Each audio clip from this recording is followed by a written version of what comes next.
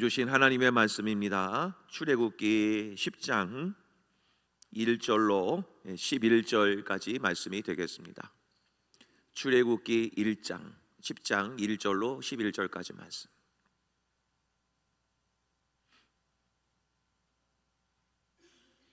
한 절씩 말씀을 교독하시고 마지막 절은 합독을 하시겠습니다. 여호와께서 모세에게 이르시되 바로에게로 들어가라. 내가 그의 마음과 그의 신하들의 마음을 완강하게 함은 나의 표징을 그들 중에 보이기 위함이며,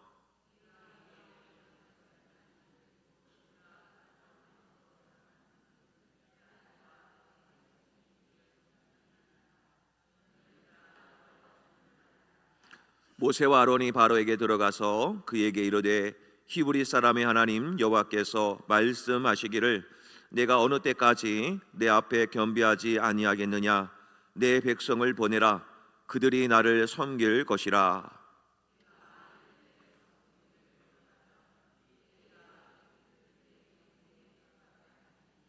메뚜기가 지면을 덮어서 사람이 땅을 볼 수 없을 것이라. 메뚜기가 내게 남은 그것 곧 우박을 면하고 남은 것을 먹으며 너희를 위하여 들에서 자라나는 모든 나무를 먹을 것이며,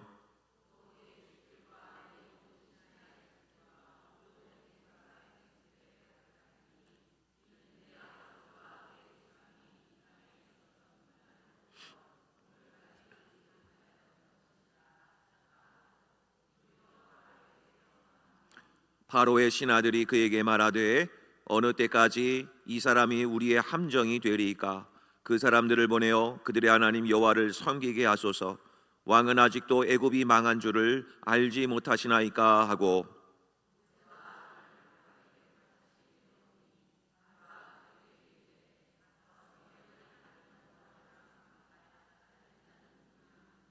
모세가 이르되 우리가 여호와 앞에 절기를 지킬 것인즉 우리가 남녀노소와 양과 소를 데리고 가겠나이다.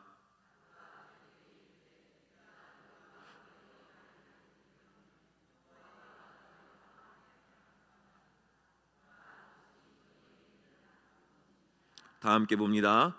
그렇게 하지 말고 너희 장정만 가서 여호와를 섬기라. 이것이 너희가 구하는 바니라. 이에 그들이 바로 앞에서 쫓겨가니라. 아멘. 할렐루야. 오늘 이렇게 주님 전에 오신 성도님들 또 영적으로 늘 승리하시고 성령 충만 받으시기를 주님의 이름으로 간절히 축복합니다. 많이 더우시지요? 그래도 더위가 한풀 좀 꺾인 듯 싶습니다. 또 새벽에도 나와 보니까 또 그래도 견딜 만한 더위인 것 같습니다. 어찌됐든 또 하나님께서 우리 성도님들 가정을 또 삶의 자리를 지켜주셔서 또 하나님 은혜 가운데 행복한 가을을 또 맞이하는 그런 은혜가 있으시기를 바랍니다. 자, 옆에 분하고 한번 인사 한번 나누고 시작할까요? 자, 우리 오늘 오셔서 하나님께서 가장 기뻐하실 것입니다 라고 축복해 주십시오.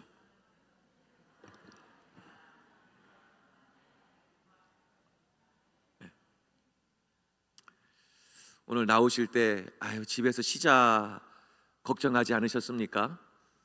오늘 이렇게 주님 전에 나와 주시고 또 이렇게 이 성전을 채워 주신 것도 하나님의 은혜입니다, 사실은.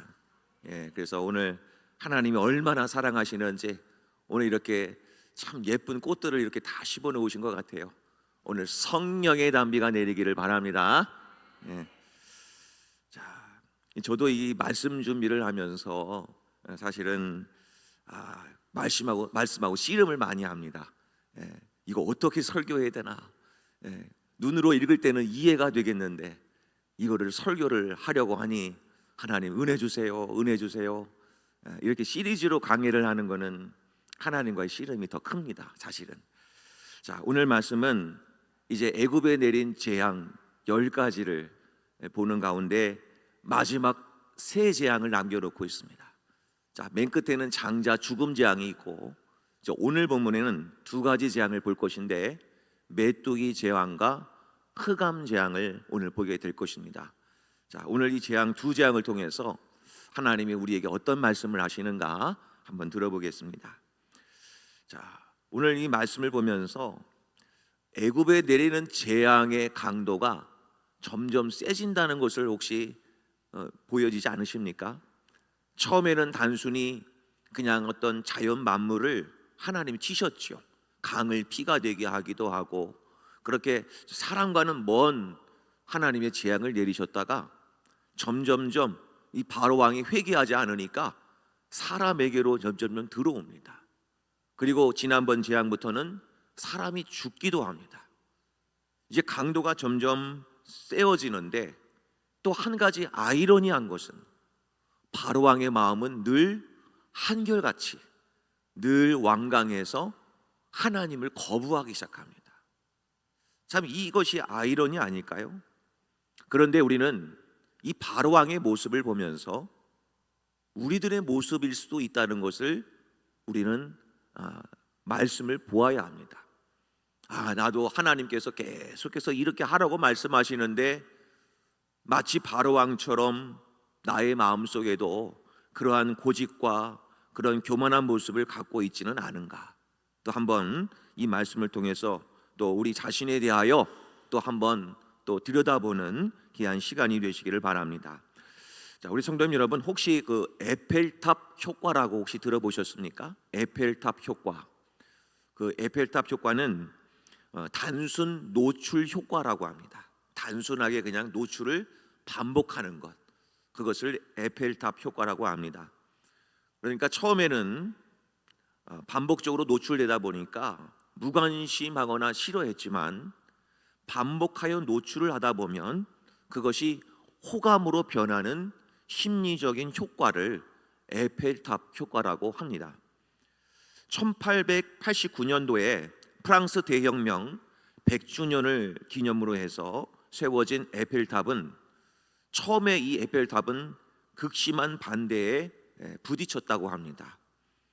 예술의 도시 파리와 어울리지 않게 흉측한 이 철골 구조물을 세운다는 것이 파리인들에게는 굉장한 어떤 반대를 일으켰다는 것이죠. 그런데 에펠탑은 무선 안테나로 이 에펠탑을 또 활용할 수 있다고 해서 해체 위기는 넘겼습니다. 그런데 지금은 그 위기를 잘 극복해서 이제는 에펠탑 하면 프랑스의 상징을 뜻하는 그런 명성을 자랑하는 건축물이 됐고, 심지어는 에펠탑 앞에 있는 그 광장에서 수많은 사람들이 사진을 찍지요. 그런 명소가 되었습니다. 미국의 사회 심리학자 로버트 자이언스가 명명한 에펠탑 효과라고 하는 것은 훗날 이렇게 적용을 했습니다. 한 실험에서 학생들에게 12장의 얼굴 사진을 보여주는 그런 실험을 했는데 횟수를 점점 늘렸다고 합니다. 처음에는 얼굴이 별로 못생긴 사람도 이것을 계속해서 반복해서 보여주다 보니까 좀 볼만한 얼굴이 되고, 더 보여주니까 이게 익숙한 얼굴이 돼가지고 잘생겨 보인다라고 하는 그 이론을 내세우게 되죠. 자, 그렇게 해서 생겨난 이론이 에펠탑 효과라고 하는 겁니다. 자, 그런데 이 이론을 어디에서 제일 활용하고 있을까요? 에펠탑 효과를 자꾸 보게 되면 사람들이 호감을 갖게 하는가? 그러니까 광고 업계에서 반복해서 노출을 시키는 겁니다. 요즘에는 침대 광고에는 침대가 안 나옵니다. 신기하죠? 자동차 광고에는 자동차도 잘 안 나옵니다. 부성을 강조하고 모성을 강조하는, 요즘 최근에는 미국에서 아주 유명한 풋볼 경기에서 기아의 자동차 광고가 그 짧은 몇 초 안 되는 광고에서 큰 수익을 올렸습니다. 아주 세계적으로 핫한 영상이죠. 이 광고라는 것이 이처럼 반복해서 보여주다 보면 그 브랜드나 이미지에 대하여 좋은 이미지를 심어주고 호감을 갖게 만든다라고 하는 것이죠.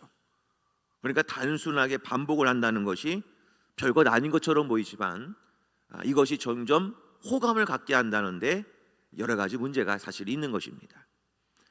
자, 오늘 이 에펠탑 효과를 적용을 해보면 이스라엘 백성들이 가나안 땅에 들어가서 보게 되는 것이 바로 무엇이었냐면, 지금까지 듣보잡이던 커다란 우상들, 얼마나 화려하고 예쁜지, 또 그 사람들이 많은 어떤 행렬을 짓고 또 북과 장구를 치면서 거대한 모습, 어떤 세레모니를 하니까 이 이스라엘 백성들에게는 굉장히 좋아 보이는 겁니다. 그런데 하나님은 그런 우상을 섬기지 말라고 분명히 말씀하셨으니까 처음에는 거부했죠. 그런데 세월이 자그마치 400년이 흘렀습니다. 그러니까 그들은 이것을 곁에서 계속 본 겁니다. 우상들을, 화려한 예배를. 그러니까 이들은 처음에는 안 돼 하다가 돼 이렇게 돼버린 거죠. 그래서 하나님을 섬긴다고 하면서도 한편으로는 애굽의 우상이 부러운 거예요. 그런 마음, 에펠탑 효과가 그대로 이스라엘 백성들 안에 녹아져 내렸던 것입니다. 그러니까 우리는 이 애굽에 내린 10가지 재앙은 물론 1차적으로 애굽의 백성들에게 내린 재앙이기도 하지만, 한편으로는 400년 동안 종살이 하면서 그 애굽의 문화에 젖어버린 이스라엘 백성들을 향하여서도 하나님이 심판하시는 겁니다. 그러니까 맨 마지막 재앙인 장자 죽음 재앙은 어떻게 했습니까? 이스라엘 백성들이라고 살아남지 않았습니다. 어떻게 살아남았죠? 하나님 말씀대로 어린 양의 피를 잡아서 집 좌우 문설주의 임방에 그 피를 바른 자들은 살아남는 거예요. 그러니까 이방인이라고 할지라도 하나님 말씀대로 순종하여 어린 양의 피를 발랐더라면 그 가정은 살아남는 겁니다. 그러니까 이 장자 죽음 재앙은 이스라엘 백성들에게만 특화된 어떤 좋은 징조가 아니라 모두에게 허락된 은혜라는 것이죠.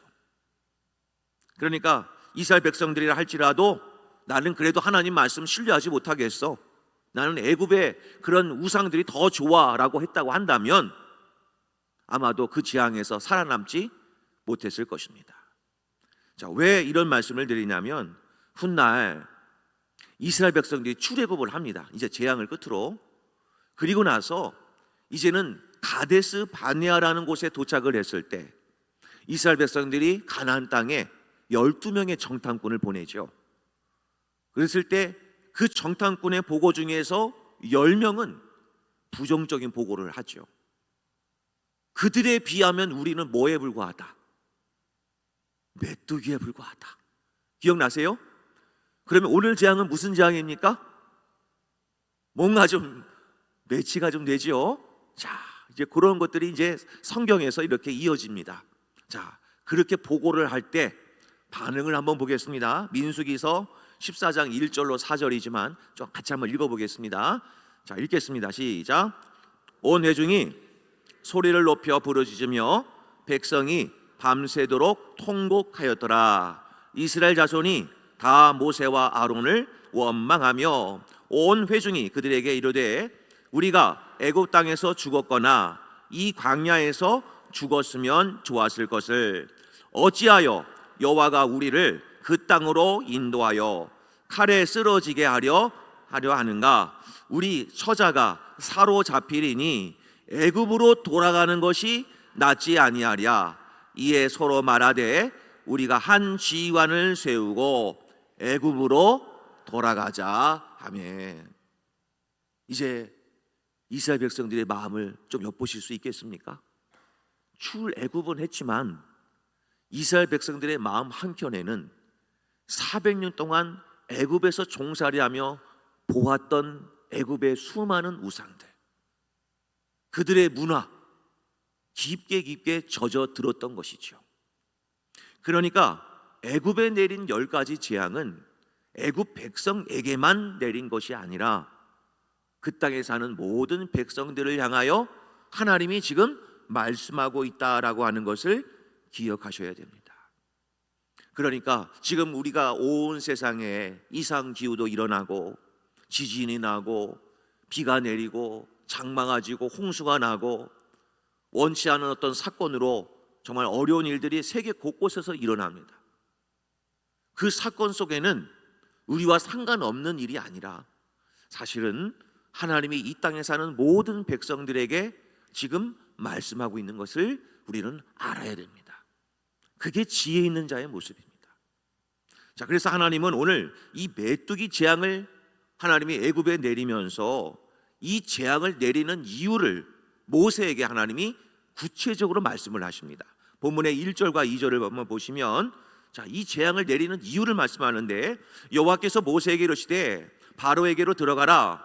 내가 그의 마음과 그의 신하들의 마음을 완강하게 함은 나의 표징을 그들 중에 보이기 위함이며, 내가 애굽에서 행한 일들 곧 내가 그들 가운데서 행한 표징을 내 아들과 내 자손의 귀에 전하기 위함이라. 너희는 내가 여호와인 줄을 알리라. 아멘. 이것은 무슨 얘기입니까? 오늘 내가 이 애굽 땅에 재앙을 내릴 텐데, 이 재앙을 내리는 표징은 사실은 애굽 백성에게 보여주기 위함이 아니라 사실은 이스라엘 백성들, 바로 너의 자손들에게 그것을 알리기 위해서, 하나님이 정말 너희의 하나님이심을 알리기 위해서 오늘 이 표징을 너에게 보여주겠다라고 말씀을 하는 것이죠. 자, 그러니까 애굽에 내린 메뚜기 재앙은 애굽에게만 주신 교훈이 아니라 사실은 이스라엘 백성들에게도 하나님이 깨달을 수 있도록 은혜를 주시는 재앙이라는 것이죠. 지난 우박 재앙으로 인해서 사실 애굽 전역은 이 막대한 피해를 입지 않았겠습니까? 하늘에서 우박과 불기둥이 막 떨어졌는데 경제적으로 얼마나 큰 타격이었겠습니까? 지금도 그런 우박이 내리면 아마 뉴스 속보로 나왔을 겁니다. 수박 농사 지으신 분들, 참외 농사, 여러 가지 배추 농사 지으신 분들, 이제 수확을 앞두고 큰 우박덩이가 떨어졌습니다 하면서 물가가 올라갈 것입니다 하면서 올해 김장은 어떻게 하죠? 아마 분명히 속보로 떴을 겁니다. 이때 당시는 어떻겠습니까? 얼마나 더 큰 타격이었겠습니까? 나라 전체가 큰 어려움을 겪게 될 것입니다. 자, 이런 상황에서 하나님은 모세를 다시 바로에게 보내서 메뚜기 재앙을 내리실 것을 경고하십니다. 바로의 신하들은 이런 재앙들을 이미 지난번 재앙까지 다 겪어봤습니다. 그래서 그들은 마음속에 무슨 일이 일어나냐면, 야, 저 모세가 와서 하는 말들이 다 이루어지네. 그런데 저 모세가 와가지고는 또 이렇게 얘기하는 겁니다. 메뚜기 재앙을 내린다고. 그러니까 이 바로의 신하들이 어떻게 반응을 보이는지 7절 말씀을 보면, 바로의 신하들이 그에게 말하되 어느 때까지 이 사람이 우리의 함정이 되리이까? 그 사람들을 보내어 그들의 하나님 여호와를 섬기게 하소서. 왕은 아직도 애굽이 망한 줄을 알지 못하시나이까 하고. 지금 애굽의 바로의 신하들은 다 알고 있습니다, 애굽이 망한 것을. 그런데 그 중에서 누구 딱 한 사람이 이걸 모르고 있습니다. 애굽의 바로 왕만은 꿈쩍 안고 있는 거예요. 자, 이 정도면 바로의 교만도 꺾일만 한데 그는 여전히 꿈쩍도 하지 않습니다. 자, 이제 이스라엘 백성들에게 하나님 말씀합니다. 본문 10절과 11절에 이렇게 말씀하죠. 바로가 그들에게 이르되 내가 너희와 너희 어린 아이들을 보내면 여호와가 너희와 함께함과 같으니라. 보라, 그것이 너희에게는 나쁜 것이니라. 그렇게 하지 말고 너희 장정만 가서 여호와를 섬기라. 이것이 너희가 구하는 바니라. 이에 그들이 바로 앞에서 쫓겨나리라. 바로 왕은 두 손 두 발 다 들 법한데 끝까지 고집을 부립니다. 어떻게 해요? 너희들 내가 보내줄게. 가기는 가는데 너희 장정만, 성인만 가고 어린 아이들은 애굽 땅에 남겨놓고 가. 이 얘기는 무슨 얘기입니까?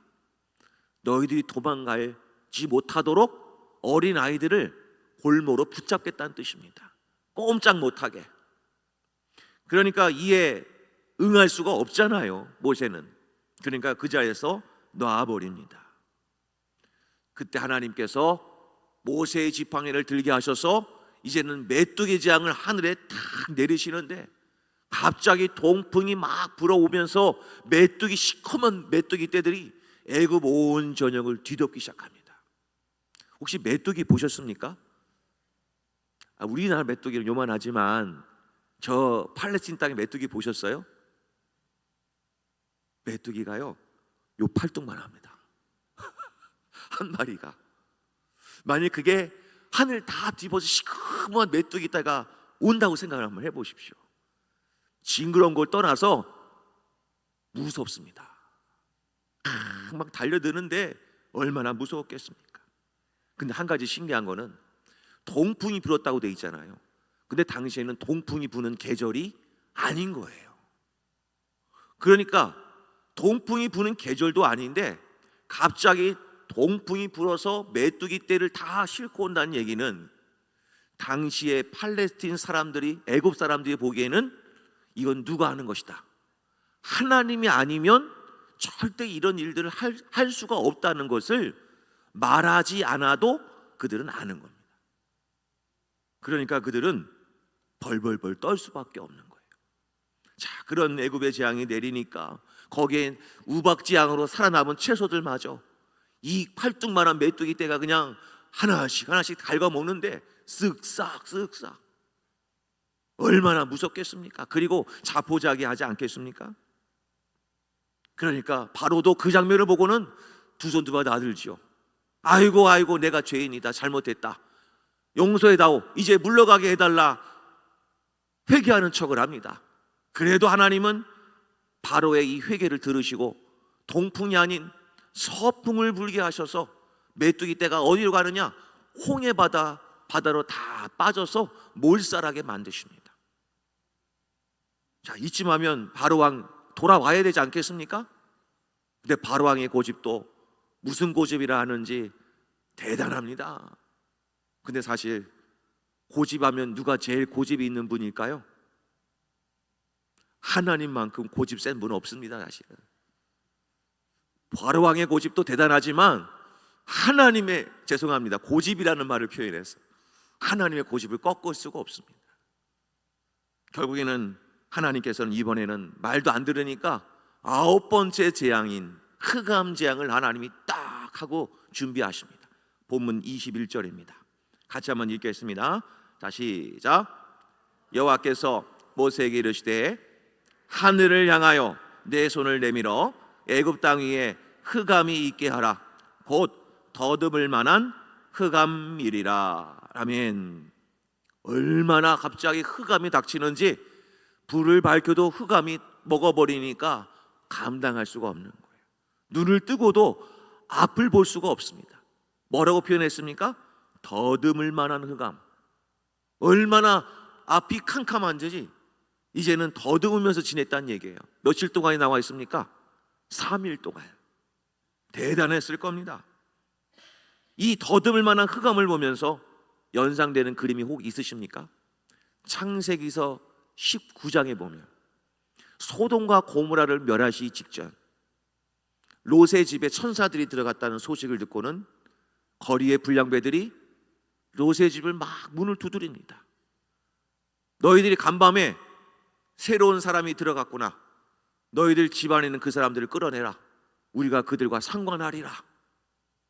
바로 그때 하나님께서 그들의 눈을 어둡게 하셨죠. 그 일순간 그들의 눈이 어두워지니까 떡하니 청관문이 보이는데도 그들은 찾을 수가 없었어. 더듬더듬 거렸다라고 성경은 표현하지 않습니까? 한번 하나님의 흑암이 그들을 덮어버리면 그들은 아무것도 분간할 수 없는 그런 어둠을 맞이할 수밖에 없는 것이죠. 결국 이에 바로는 24절 말씀을 보니까 거기에서도 이제 두 손 두 발 다 들어버립니다. 그래서 이번에는 뭐라고 얘기하느냐?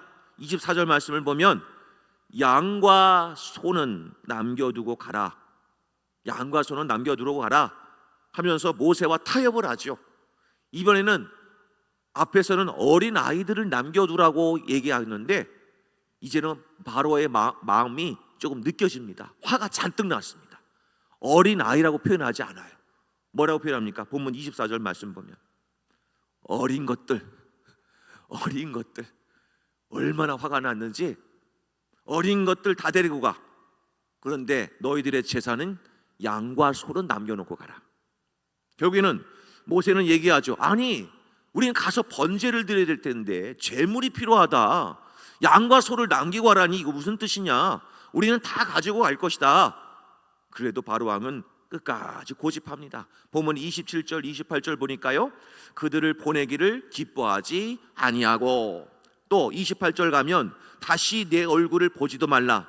네가 내 얼굴을 보는 날에는 죽으리라. 화가 풀리지 않은 바로왕의 모습을 보여줍니다. 자, 이제 이렇게까지 바로왕의 마음이 이제 격분하고 있는 그때에 이제 다음 시간에는 장자 죽음 재앙이 그들에게 기다려집니다. 자, 성도님 여러분, 저희들은 지금까지 8번째 재앙인 메뚜기 재앙과 9번째 재앙인 흑암 재앙을 보셨는데, 그러면 하나님은 이 두 재앙을 통해서 우리들에게 하시는 말씀이 구체적으로 무엇일까요? 오늘 제가 3가지를 드리겠습니다. 첫 번째입니다. 이 두 가지 재앙을 통해서 주시는 교훈. 첫 번째는 하나님이 이 땅의 진정한 참 신이심을 하나님이 알게 해주십니다. 살아가는 성도님 여러분, 하나님만이 참 신임을 믿으시기를 바랍니다. 하나님만 믿으십시오. 하나님만. 나에게는 어떤 우상이 있습니까? 돈이라는 우상, 자녀라는 우상, 출세와 명예라는 우상 다 내려놓으십시오. 하나님은 하나님만이 참되심을 인정하는 자에게 하나님이 큰 은혜를 베풀어 주실 줄로 믿으시기를 바랍니다. 그러니까 나의 관상이 어떠졌고 따질 필요 없는 겁니다. 혹시 손금 보신 적 있으십니까? 보신 분은 회개하시면 됩니다. 네, 저도 손금 한번 옛날에 학생 때 친구들하고 봤던 기억이 나는데, 막 서로 보면서 막 출세 안 돼, 뭐 쌍둥이 났는데 뭐 이런 얘기하면서 다 회개했습니다. 성도님 여러분, 하나님 믿는 사람들은 예수님 손꼽으로 바뀌게 될 줄로 믿으시길 바랍니다. 사주팔자, 예수님 팔자로 바뀌게 될 줄로 믿으시길 바랍니다. 그러니까 그런 거 부러워하지 마십시오. 요즘도 방송을 보면 공공연하게 그런 어떤 점을 보거나 무당을 불려서 뭐 결혼 운을도 보고 이것들이 많이 나오지 않습니까? 저는 예사로 안 봅니다. 말세 때가 되면 될수록 이제는 공공연하게 이런 샤머니즘이 이제는 방송을 타기 시작을 했다는 얘기는 그 날이 머지 않았다라는 것입니다. 잘 보셔야 됩니다. 그냥 보면서 우스개로 한번 볼 수 있는 영상이겠지만 사실은 굉장히 위험한 겁니다. 우리의 자녀들이 그 연애 프로그램을 보면서, 예능 프로그램 보면서 무슨 생각을 할까요? 나도 결혼하기 전에 저 사람들처럼 그렇게 생각할 수 있지 않겠습니까? 무심코 본, 내가 본 그 영상이 자녀들의 마음속에, 마음판에 새겨질 수 있다는 사실도 우리는 알아야 됩니다. 그러니까 오늘 이 말씀 속에 하나님의 하나님 되심을 인정한다는 말은, 나는 하나님 잘 믿고 있는데 왜 이런 말씀이 나에게 큰 도전이 될까 하실지 모르겠지만, 내가 부지부식간에 이런 곳에서 나는 수많은 우상들에게 노출되어 있을 수 있다는 사실을 우리는 알아야 된다는 것이죠. 애굽 사람들에게는 왜 메뚜기 재앙을 내렸냐면 당시에 곡식의 신이 있었기 때문입니다. 곡식의 신이 있었는데 이름이 뭐냐면 세라피스라고 하고, 또 하나의 신이 있습니다. 세트. 그러니까 2개의 신이 있습니다. 곡식의 신. 그 다음에 흑암 재앙을 하나님 왜 내리셨는가? 어둡다의 반대말이 뭐냐면 밝다입니다. 당시에는 세상의 모든 밝음을 주관하는 애굽의 신이 하나 있었습니다. 일명 태양의 신. 들어보셨을 겁니다. 바로 이름이 뭐냐면 라라고 하는 신입니다. 라 신. 당시에는 대기, 공기의 신이 있었습니다. 호루스. 들어보셨을 겁니다. 공기의 신 호루스. 하늘의 여신이 있었습니다. 바로 룻, 하토르 같은 여신들이 굉장히 많이 있었습니다. 그러니까 하나님께서 애굽 땅에 내린 메뚜기 재앙은 그냥 내리신 게 아니라 당신들 그 애굽의 사람들이 곡식의 신들 앞에 엎드려 절하면 그날의 곡식이 풍성해질 것이라고 그들이 믿었기 때문입니다. 그런데 하나님이 그렇게 믿었던 곡식의 신도 어찌할 수 없는 지경에 이르기까지 하나님은 메뚜기들을 일으켜서 그 수많은 곡식들을 먹어치우게 하신 것이죠. 그러니까 오늘 이 말씀을 통해서 하나님 말씀하는 것은 창조주 하나님 앞에서는 그 어떤 것도 아무것도 아닌 것임을 하나님이 우리들에게 가르쳐 주시는 겁니다. 사랑하는 성님 여러분, 창조주 하나님을 신뢰하시기를 주님의 이름으로 간절히 축복합니다. 두 번째입니다. 이번 재앙을 통해서 하나님 말씀하는 것, 이런 재앙이 내려도 악한 세력들은 끝까지 하나님의 백성들에게 도전해 오고 타협을 걸어온다는 사실을 우리는 또한 알아야 됩니다. 그렇게 하나님으로부터 몰매를 맞아도 바로왕은 뭐라고 얘기합니까? 어린 아이들만 남겨두고 가라. 그리고 장정만 너희들은 가라. 근데 사실은 이스라엘 백성들의 입장에서 보면 그럴싸한 유혹이지 않겠습니까?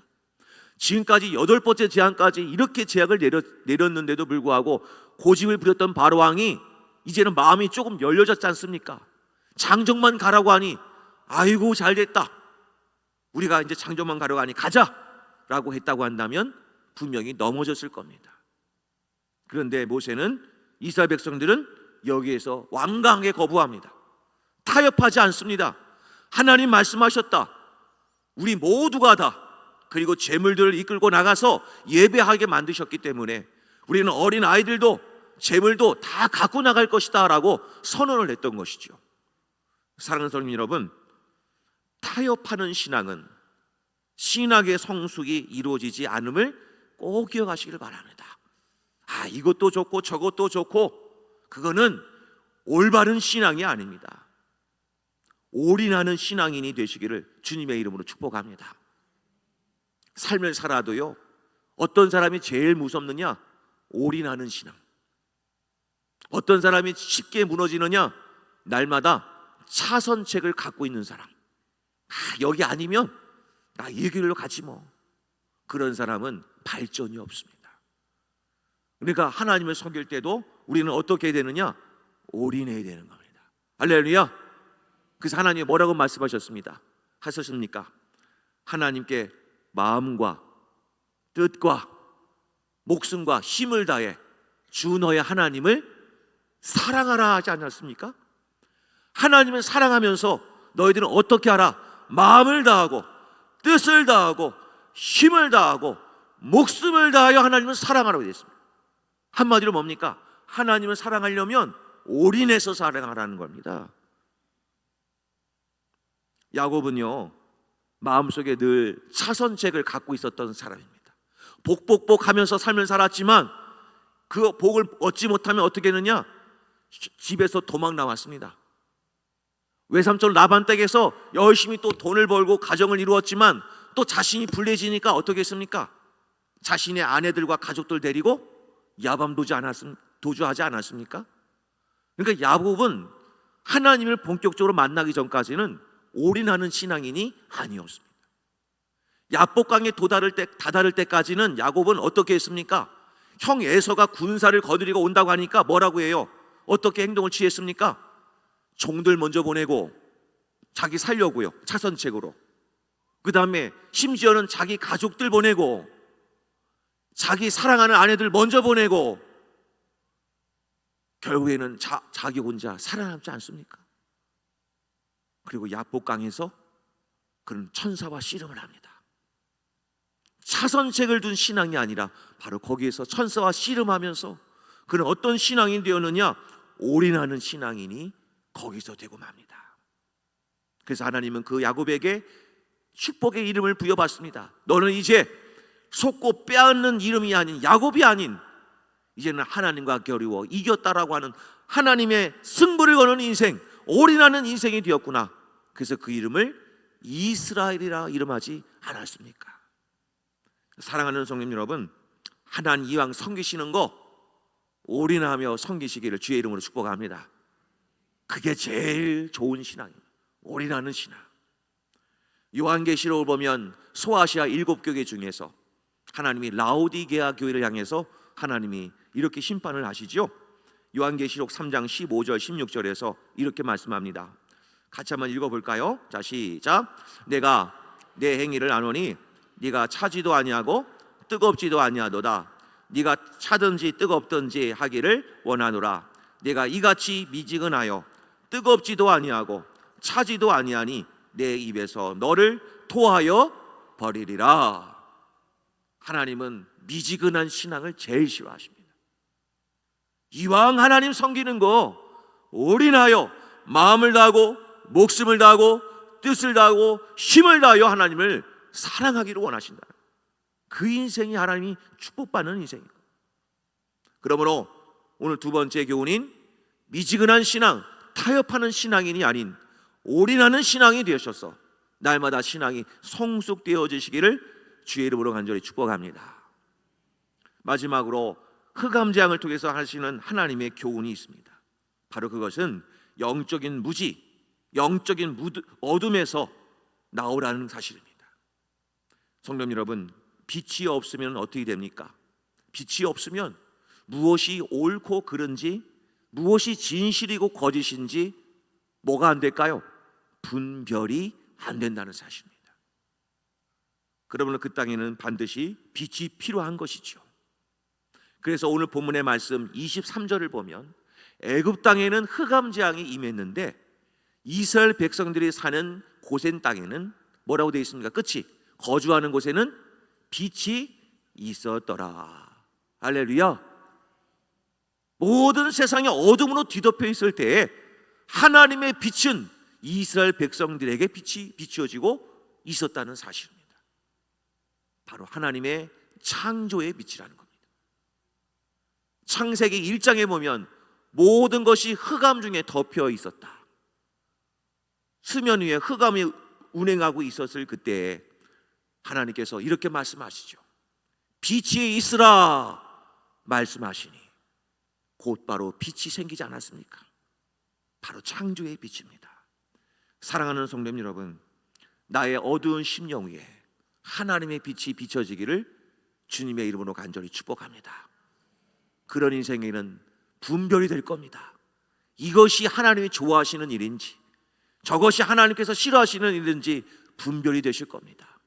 우리 성도님들의 마음속에 영적인 어둠이 물러가고 하나님의 밝은 창조의 빛이 들어가서 하나님의 능력의 역사를 분별하고 하나님께로 올인하는 인생이 되어 하나님께 칭찬받는 주님의 거룩한 백성들이 되시기를 간절히 소망합니다. 자, 우리 함께 찬양을 한번 불러보기를 원합니다.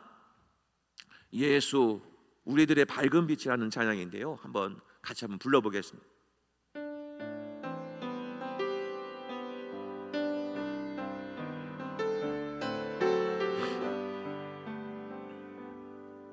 예수 우리들의 밝은 빛, 은혜와 긍휼을 베푸시는 주,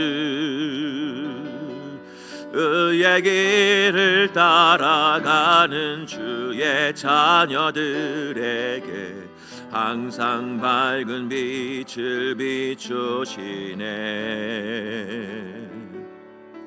그는 구원의 주 하나님,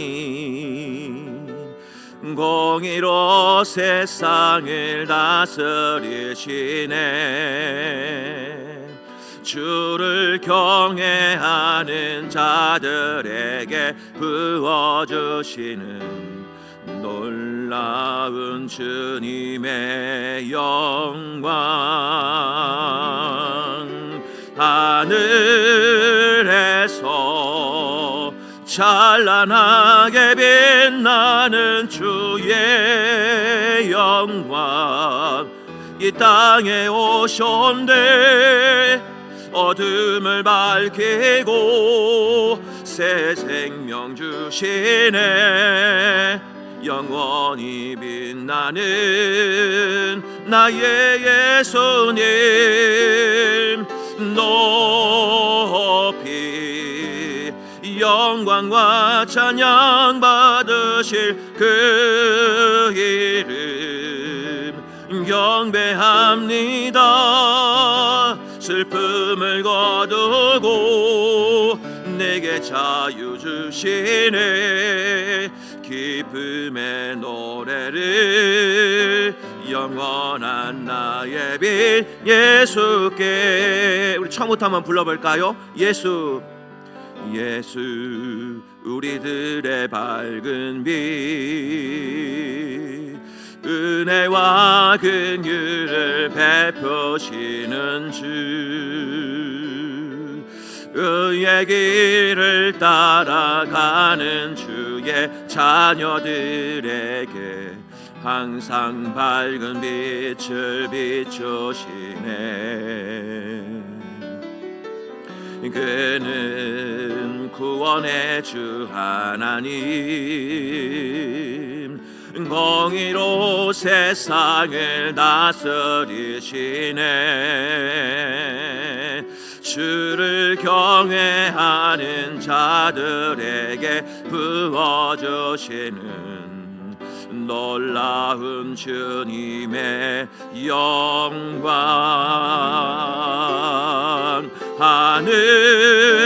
하늘에서 찬란하게 빛나는 주의 영광 이 땅에 오셨네. 어둠을 밝히고 새 생명 주시네. 영원히 빛나는 나의 예수님 높이 영광과 찬양 받으실 그 이름 경배합니다. 슬픔을 거두고 내게 자유 주시네. 기쁨의 노래를 영원한 나의 빛 예수께. 하늘에서 하늘에서 찬란하게 빛나는 주의 영광 이 땅에 오셨네. 어둠을 밝히고 새 생명 주시네. 영원히 빛나는 나의 예수님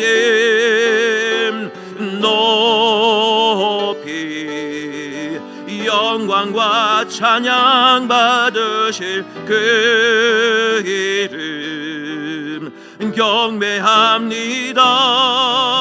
슬픔을 거두고 내게 자유 주시네. 기쁨의 노래를 영원한 나의 빛 예수께. 우리 시간 반주에 맞춰서 기도하기를 원합니다. 예수님의 빛이 우리 마음속에 심령 위에 비춰지기를 원합니다. 은혜의 빛, 긍휼의 빛, 하나님의 치료의 빛이 들어가서 나의 영적인 어둠이 물러가게 하시고 하나님의 빛으로 승리하는 인생, 빛의 군사들이 되게 해달라고 이 시간 주여 한번 부르신 다음에 통성으로 하나님께 기도하겠습니다. 주여! 하나님 아버지 감사합니다. 오늘도 저희들에게 오늘 예배 자리를 불러주시고 하나님 말씀 앞에 엎드리게 하여 주시오며 하나님의 밝은 빛을 사모하는 빛 되신 하나님의 말씀을 사모하게 하여 주시니 감사를 드립니다. 아버지 하나님 오늘 이 말씀을 통하여 우리들이 하나님께로 돌아서는 인생이 되기를 원합니다. 세상과 타협하는 인생이 아니라 하나님께 올인하는 인생, 하나님만 바라보는 인생이 되게 하여 주셔서 하나님의 참된 승리를 거두는 우리 거룩한 주의 백성들이 다 되게 하여 주시옵소서. 이 땅의 모든 흑암들이 물러갈 만한 하나님의 밝은 빛 예수의 이름의 빛을 비치게 하여 주시사 내 안에 있는 영적인 어둠의 무지가 떠나가게 도와주시고 이 세상을 잘 분별하여 하나님의 뜻이 무엇인지 깨닫게 하여 주시고 하나님께로만 영광이 되는 귀한 믿음의 회복의 시간이 될 수 있도록 하나님 역사해 주시옵소서. 나는 빛이라 말씀하셨습니다. 그 빛 대신 주님을 말씀하여 주시고 그 빛 대신 주님을 붙들게 하여 주셔서 그 빛과 소금의 사명을 감당하는 주의 거룩한 군사들, 빛의 군사들이 되게 하여 주셔서 하나님께 나가는 귀한 백성들 다 될 수 있게 하여 주시옵소서. 내 안에는 모든 어둠들아 날 떠나갈지어다. 하나님의 경외하는 치료한 것을 말하여 주시사 하나님의 놀라운 은혜의 빛이 우리 성도의 마음 가운데 늘 임하게 하여 주시옵소서. 하나님 아버지 감사합니다. 오늘 애굽에 내린 메뚜기 재앙과 흑암 재앙을 통하여 저희들 많은 영적인 교훈을 받습니다.